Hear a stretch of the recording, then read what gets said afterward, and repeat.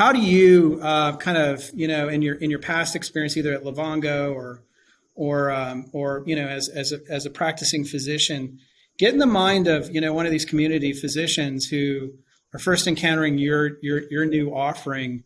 What is the change management that typically has to happen in the market, both for the patient and kind of the community of physicians that the patient might be working with outside of your service? Yeah, I think the two key concepts are make someone's life better and don't take away their money. Yeah.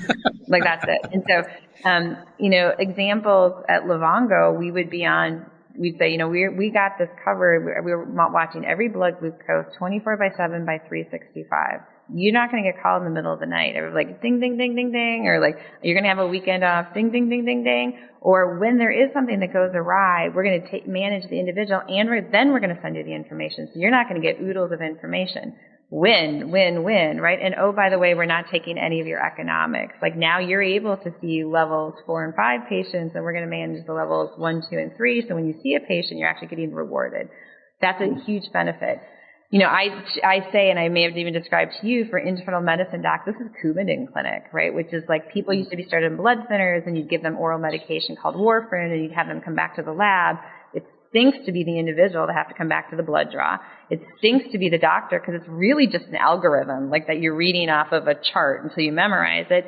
And you're able to, offload that to somebody else who's at a lower practice level. You're able to see higher acuity care, and the individual is able to not come in and get, to the lab. So there's a lot of analogies here, but it comes down to those two economics. How do you make providers' life easier, and how do you not take their money away? And again, this world, it's not as though we're competing because there's not enough patients and there's too many resources. That is not the problem. The problem is 100% the inverse.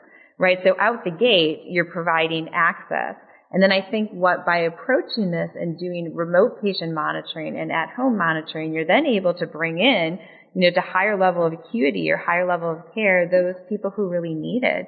And that provides better economics for the practicing physicians there. And so it is in many ways a win. I think importantly, as in the rest of life, communication is critical.